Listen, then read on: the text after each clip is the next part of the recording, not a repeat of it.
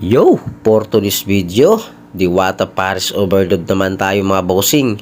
At ito nga, naka-order na tayo mga bossing ng kanilang pinagmamalaking Diwata Paris Overload.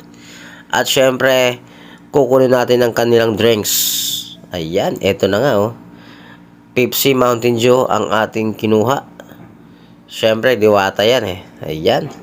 So ayan ang kanyang staff, linalipitan ako. Akala nila vlogger ako. Hindi ako vlogger. Vlogger lang ko no. Eto na mga lodi. Ang ating order oh. Well, hindi naman siya overload talaga mga lodi.